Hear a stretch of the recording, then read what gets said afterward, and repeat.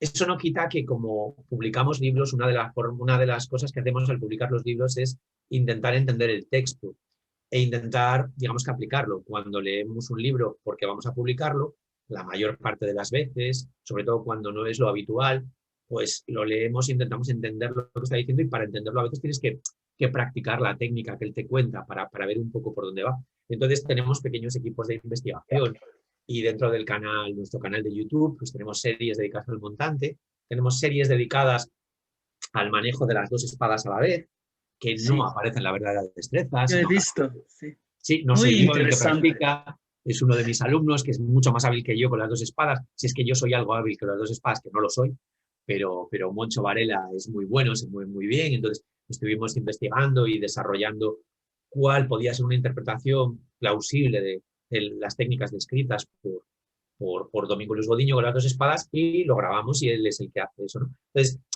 enseñar, mi dedicación es la verdadera destreza. Y luego, en puntos concretos, por ejemplo, ahora estoy trabajando con otro de mis alumnos, pues el uso de la rodela y la espada de Godiño para sacar una serie de vídeos también sobre el uso de esas armas según este autor, no según la verdadera destreza, que es distinto.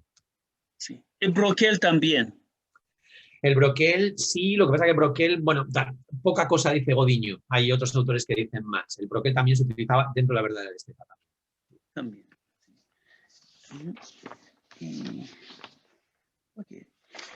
Y la última pregunta. Sí. ¿Puedes decir características típicas de destreza? Y sí. Vamos. Las características típicas de la escuela. Sí. ¿Cuál es el sistema de movimiento? Por ejemplo. Por ejemplo. Sí, vamos a ver. Por ejemplo, he visto los italianos, sí. no lo puedo describir, muy bajo, las posiciones muy bajas. Sí, en realidad los italianos, claro, los italianos tienen una gran riqueza. Como te decía, la primera parte del siglo XVI, que tenemos a la escuela boloñesa, aquí la Marocho, están muy erguidos y manejan tienes razón, sí, la espada de esta forma. Un poco después vienen los que yo considero los coetáneos de la destreza, que son Vincenzo Fabiolo, Giacomo di Grassi, incluso Agripa, que es anterior a la destreza. Todos estos también están erguidos, pero no tiesos, sino erguidos, ¿no? Y trabajan aquí. Ya no es estos grandes golpes, sino que trabajan haciendo esto y a veces cortando. Como te decía, creo que la destreza es un desarrollo de esta escuela en la que ellos, los diestros, dicen, bueno, pues tienes que estar en la posición más larga posible. Sí. Mis interpretaciones, porque nosotros en la escuela, luego te resumo un poquito cuál es la filosofía de la escuela y cómo trabajamos, pero mis interpretaciones dentro de la escuela es que probablemente la verdadera destreza trabajaba aquí también, pero en muchas ocasiones se perfilaba, sobre todo cuando se movía por la parte del pecho de tu adversario, ¿no? Porque esta esgrima, digamos que un poquito arcaica, probablemente no se trabajaba muy perfilados como estamos acostumbrados a ver ahora, sino que se trabajaba aquí, y muchas veces con la daga. Entonces, cada vez que tú trabajas con la daga, tienes tendencia a estar lo que nosotros llamamos de cuadrado, de triángulo o de cuadrado. Sí. Entonces, la destreza, esta ya sería la primera característica. Más allá de que luego la destreza se adapte o que puedas pensar que como sistema teórico lo puedes adaptar a cualquier cosa, lo que sí es evidente es que en la época se trabajaba más o menos erguido. Y en general la tendencia es a estar muy erguido, de pie, muy de pie, que esa es la característica principal de la destreza. A medida que las armas van evolucionando y que tenemos una mayor protección a la mano, probablemente es más posible estar más aquí, porque lo que decimos siempre, mira, esta herramienta es una herramienta que ha creado un alumno mío, bueno, hay más, sobre todo en Manimedia, ha creado un alumno mío para poder trabajar dentro de casa por estos tiempos de pandemia, que no podíamos salir. Sí, muy bien. Me viene muy bien con las clases online, y a mis alumnos también, porque podemos mover la espada y hacer cosas. Muy y bien. puedo poner la espada aquí y hacer esto. Entonces, algunos de los autores describen la taza, la copa, la describen como un pequeño broquel que nos protege. Entonces, otra de las características de la destreza ya un poquito más moderna, de esa segunda parte del siglo XVII, es que tú te defiendes en muchas ocasiones poniendo la punta delante de ti y te defiendes aquí, en este ángulo recto, que va a ser flexible, se va a mover. Va a estar trabajando aquí, sujetando, estocando, creando cuchilladas, pero todo esto es un movimiento que te va a proteger. Si lo hago un poquito de lado, pues creo que se puede ver este tipo de movimiento. Entonces, creo que otra de las características de la destreza es la tendencia a estar erguido de pie y la tendencia a tener el brazo relativamente estirado. Digo tendencia y digo relativamente. No digo a estar de pie y tener el brazo estirado, porque no es necesario estar así todo el rato. Aunque algunas interpretaciones modernas están de pie y con el brazo estirado y funcionan también. Para mí, como siempre, son hipótesis. Y mi interpretación es una interpretación, está intentando ser una interpretación, digamos que evolutiva de la destreza. Entendiendo que con unas armas y con una propuesta teórica se empieza de una forma y con el desarrollo de las herramientas que utilizas y los cambios y la propia práctica va cambiando poco a poco y hay pequeños detalles que van cambiando pero que resultan muy importantes a la hora de entender el manejo. Entonces creo que no es lo mismo el tipo de esgrima que practica este autor que te mencionaba ahora, Rada, al que practica Pacheco de Narváez o Carranza. Se parece mucho, es la misma escuela, pero ha evolucionado. Sí, muy Entonces, interesante. una característica importante sería, pues eso, la tendencia a estar erguido, la tendencia a tener el brazo estirado, la tendencia a intentar sujetar la espada del contrario, tendencia a no trabajar desde lejos y saltar, Sí, al intentar buscar los ángulos desprotegidos moviéndose alrededor del contrario, no necesariamente caminando en círculos sin parar, eso no es necesario. En realidad, yo lo que quiero hacer cuando me muevo es que tu espada está aquí y por lo tanto para mí supone una amenaza. Yo me voy a estar mucho más tranquilo cuando tu espada continúa aquí, pero yo estoy aquí. Tu espada está aquí y yo desde este ángulo puedo entrar a atacarte. Entonces, me muevo a tu alrededor para buscar esos ángulos. Y voy casi más que un círculo, voy haciendo incluso, entre comillas, una espiral para buscar ese tipo de angulaciones. Y la gestión de ese espacio, que no es lo mismo como los italianos más modernos, hablamos ya de ese 1600 de Capoferro Giganti, o de la escuela más moderna italiana, las escuelas como también nuestro amigo en común Francesco Lodai, la esgrima romano-napolitana, que aunque por supuesto Francesco no se mueve adelante y atrás y nada más, Francesco hace muchas más otras cosas como toda la gente, como toda esta escuela, pero digamos que la tendencia es a ser un poquito más largos. La tendencia de las escuelas italianas es a ser un poco más largos y por tanto a moverse un poco más adelante y atrás. Eso no quita que ellos no puedan moverse alrededor. De la misma forma que la tendencia de los esgrimistas españoles de la época es a moverse más alrededor, que no quita que no puedas moverte adelante y atrás. Pero hablaríamos de porcentajes. Porcentaje cae del lado de los españoles, el de alrededor, y el de adelante y atrás cae de la mano de los italianos. Yo creo que eso serían las características más evidentes de la escuela española a nivel físico y a nivel de verlo. No, claro, a otros niveles ya tendríamos que hablar de algo más profundo. Me gusta la escuela española mucho mejor que italiana. Y te digo por qué. Te digo por qué. Tú sabes que yo hago Karate Kyokushin. Yo soy entrenador, coach de Karate Kyokushin. Mi hijo hizo Kyokushinkai también. Sí, yo tengo cinturón negro en Sí, Kyokushin. sí, Y tenemos Sabaki. sí. Y Sabaki y en judo, yo hago jiu-jitsu judo también, Sabaki. Tú lo haces exactamente que tú haces, Ah, sí. exactamente, Sabaki. Todo Sí, el sí, sí, tiempo sí. es Sabaki. Por eso, yo he visto la primera vez que, yo no lo sé, en los Estados Unidos, tus técnicas, y he dicho a mis alumnos, eso es la mejor escuela de espada.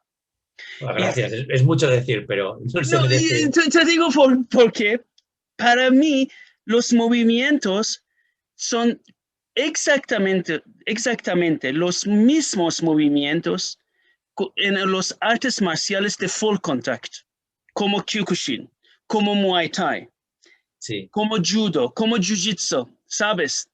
No sí. son rectas.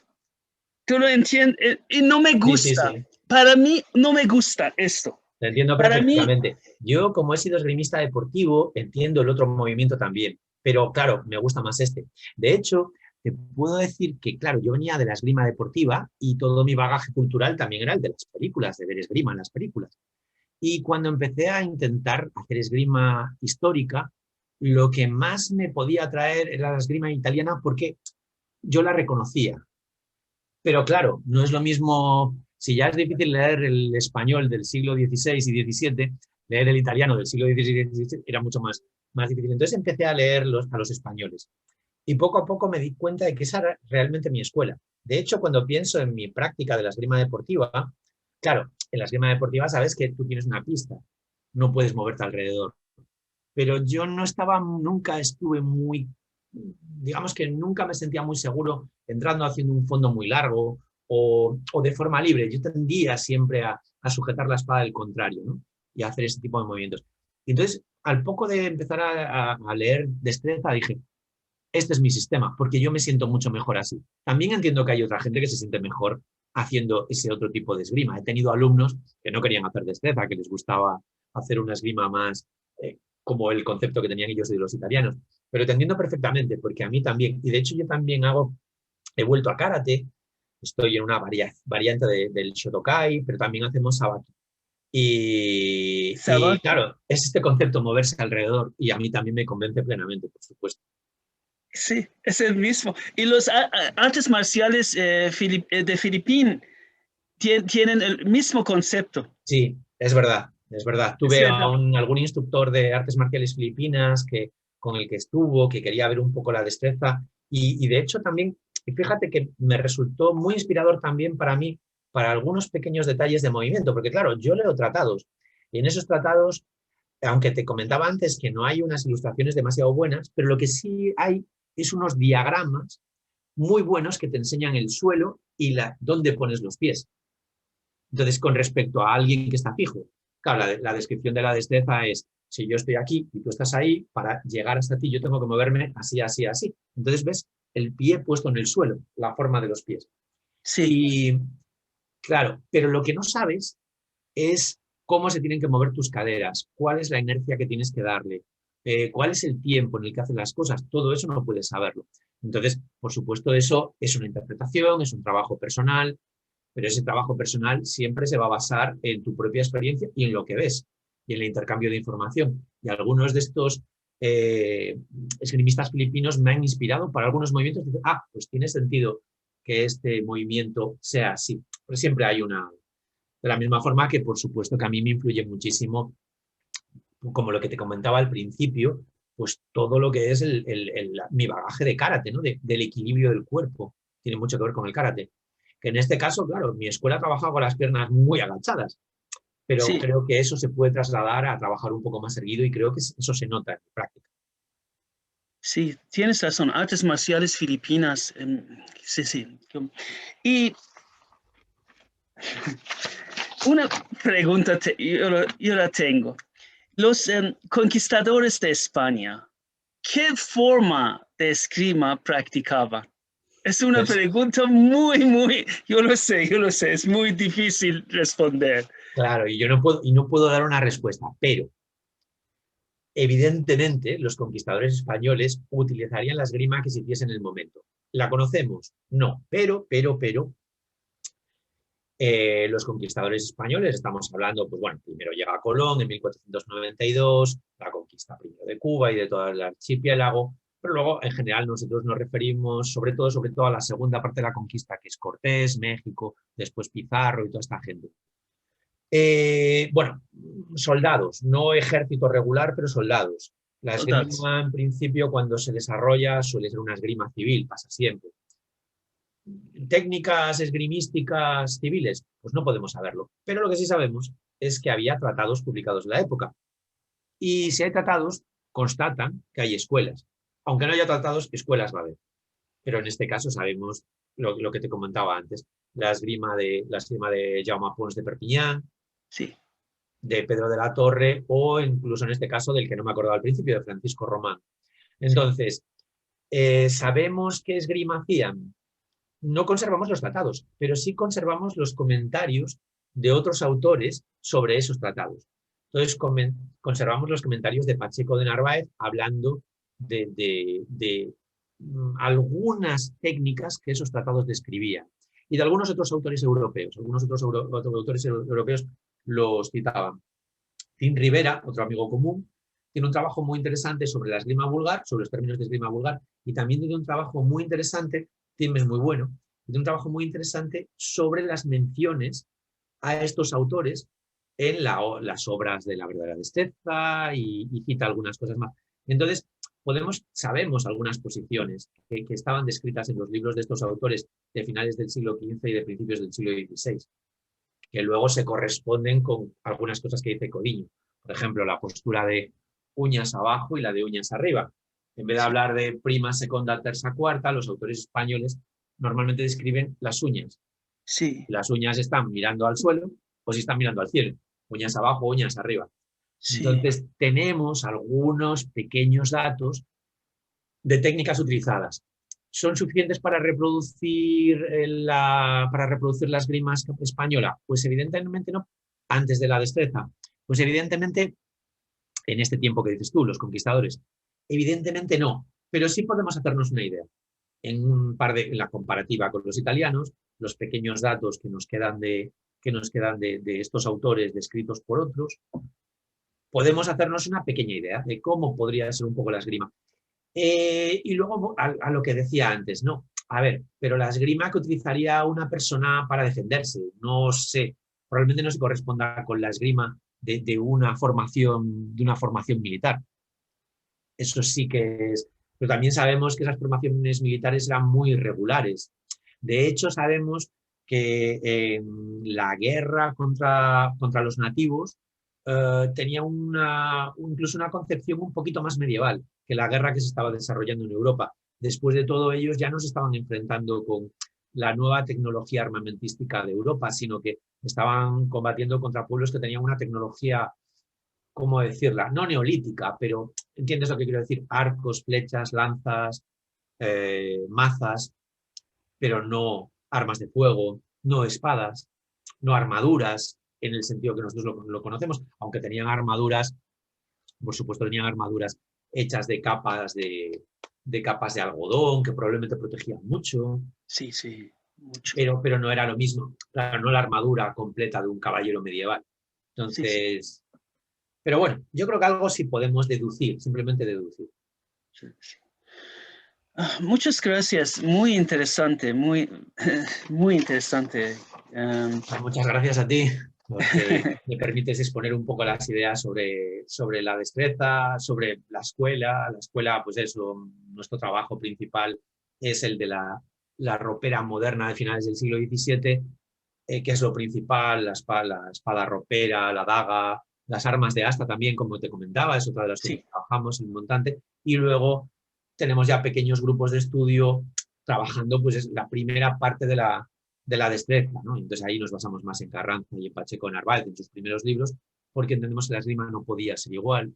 Y aunque no queremos reproducir exactamente lo que dicen, porque al final es imposible, y cogemos pues un compendio de autores para intentar entender un poco, pero intentamos mantenernos lo más fieles posible, haciendo lo que sería lógico hacer en ese momento, ¿no? Y es una forma de poder expresar, una entrevista como esta es una forma de poder expresar no solo lo que hacemos nosotros, sino lo que es la destreza. Entonces te agradezco mucho porque es una plataforma para poder dar a conocer una escuela tan interesante como la destreza, ni mejor ni peor que las demás, simplemente otra parte más y otra es una expresión cultural, ¿no? que al final es de las artes marciales. Verdad. Es expresión cultural también, no es solamente arte marcial, eso es muy importante, de verdad. He olvidado, ¿hay lucha en destreza? No, solo hay una cosa, y eso es una pena terrible. Solo hay el movimiento que te decía antes de desarme, la conclusión, que es el mejor que puedes hacer. Porque si desarmas a tu adversario, entonces es cuando no tienes que matarle. Y desgraciadamente no lo hay. Porque, ¿sabes que muchas veces se ha dicho que la esgrima vulgar era la propia de las clases bajas de la sociedad y la esgrima, la destreza verdadera, era propia de los nobles, ¿no? De la posh people. Y Sí, eso no es verdad. Eso en realidad no es verdad. Parece ser que en aquella época había, en todo lo que es la sociedad española, y quizás europea, había una afición a la práctica de la espada muy grande. Díaz de Viedma, un maestro muy interesante, que ejerció de profesor errante, viajaba dando clases, pues nos cuenta que en un pueblo determinado de Andalucía daba las clases por la noche, a la luz de las antorchas, porque sus clientes, sus alumnos, volvían de trabajar en el campo. Si volvían de trabajar en el campo no eran nobles, no, pero evidentemente no. no. Claro, pero hay una parte que sí es importante en la destreza. Hay como una especie de intento de enseñanza moral constante. Entonces ese intento de enseñanza moral constante, que a veces es aburrido, hay que reconocerlo, ese intento de enseñanza moral constante creo que provoca, mira, me lo decía mi abuelo paterno hacía un juego de palabras cuando veía que mi hermano y yo nos peleábamos cuando éramos pequeños y decía, juegos de manos, juegos de villanos. Que venía a decir, eso de pelearse con las manos, no. Entonces, yo creo que la destreza sí tiene un cierto componente en ese aspecto un tanto elitista. Entonces no describe técnicas de cuerpo a cuerpo. La única técnica de cuerpo a cuerpo que describe es esta. Hay un libro muy interesante que es el Heredia, que se publica en 1611, creo, en Francia, que es muy interesante porque es una colección de técnicas. Rob Runacres tiene una edición muy buena sobre Heredia y hay una discusión sobre si Heredia es un español que publica o si en realidad es un francés que toma el nombre de Heredia. Bueno, hay una discusión, pero en todo caso, Heredia es esgrima vulgar, entre comillas, podríamos catalogarla de esgrima vulgar, tiene una parte en la que se enfrenta a los esgrimistas matemáticos, que son claramente los diestros verdaderos, y aquí sí tiene técnicas de cuerpo a cuerpo, no muchas, zancadillas, empujes para que el otro se caiga al suelo, perdón.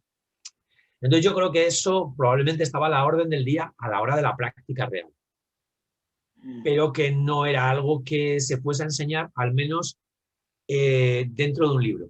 Porque en el libro, lo que sí que creo que se crea con la verdadera destreza es que los escritores de la verdadera destreza intentan distinguirse, intentan ser, digamos que no meros. En la España de la época, eso es algo que quizás no se conozca tanto, el trabajo manual no está bien considerado.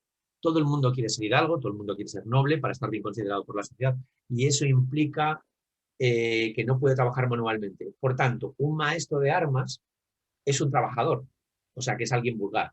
Y uno de los intentos más importantes de Luis Pacheco de Narváez, un poquito de Carranza, pero Luis Pacheco de Narváez, como profesor de esgrima, es dignificar la escuela.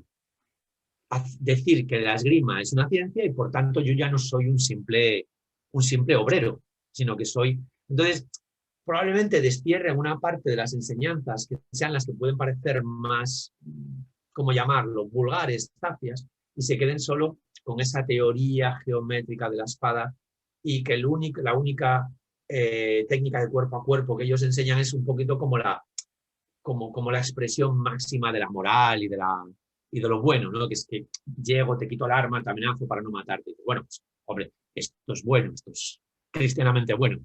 Pero que luego ya eso de llegar al cuerpo a cuerpo que no estuviese tan bien visto. Y es una pena porque no tenemos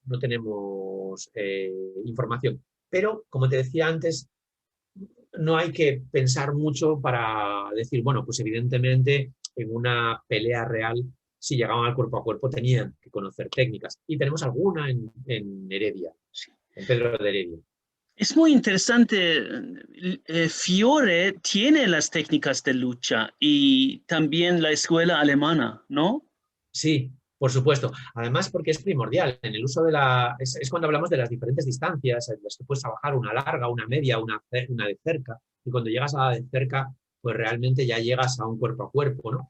Pero pese a que la escuela alemana trabaja muchas armas, Fiore también trabaja muchas armas, bueno, hay que tener en cuenta que dentro de lo que es la destreza, dentro de los usos de lucha, del momento de creación de la destreza, un arma que acompaña siempre al hidalgo, al gentilhombre italiano, que en ese momento de mediados del siglo XVI, de finales, de principios del siglo XVII, que acompaña al caballero como un símbolo de su estatus, no es solo la espada, sino también la daga.